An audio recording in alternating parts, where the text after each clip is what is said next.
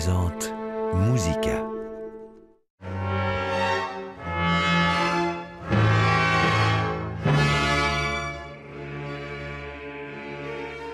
Audacieuse et parfois dérangeante, une nouvelle version scénique du Requiem de Mozart a été présentée en première mondiale pour l'ouverture du Festival d'art lyrique d'Aix-en-Provence 2019.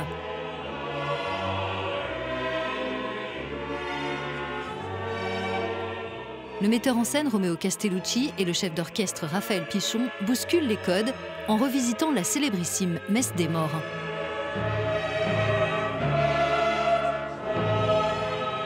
Ce Requiem est une œuvre qui est chantée un nombre incalculable de fois par jour partout dans le monde. Et c'est un rituel que l'on accomplit pour nous, pour ceux qui restent, et non pas pour ceux qui sont partis. Roméo, il voyait beaucoup plus une célébration de la vie qu'une célébration des morts.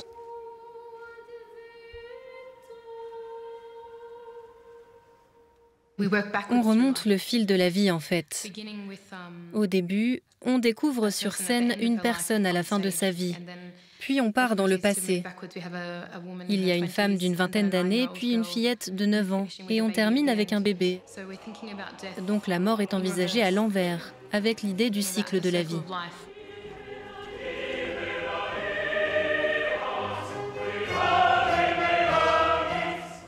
Cette production exige tout de la part des personnes qui sont sur scène, tout ce qui les rend vivantes en fait. Et c'est ce paradoxe que Romeo Castellucci adore. Il les fait danser, courir, s'essouffler jusqu'à l'épuisement.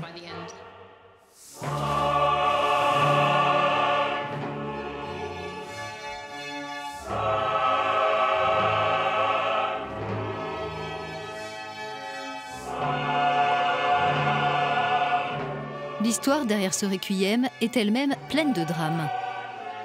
Mozart est mort alors qu'il en avait composé moins de la moitié.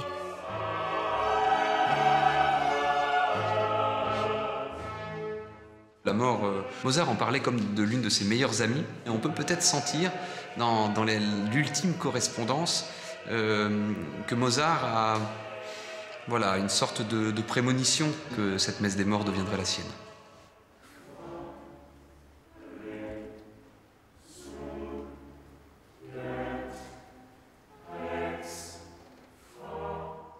Le Lacrimosa, c'est d'une grande nudité, d'une grande fragilité.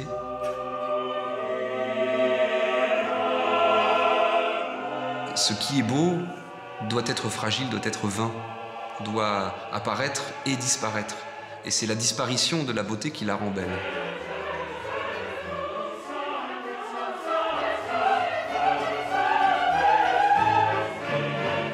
Mozart a placé au début et à la fin de son Requiem un solo de soprano. Il faut imaginer la voix de soprano comme la sonorité la plus lumineuse qui soit, et peut-être la plus innocente en un sens. On aime l'idée que quand on est, et espérons-le, quand on meurt, si on a une conscience religieuse, on est innocent et lavé de nos mauvaises actions, et qu'on part pour un monde meilleur, paisible et calme. Je me dis que c'est peut-être pour ça qu'il a choisi cette couleur vocale.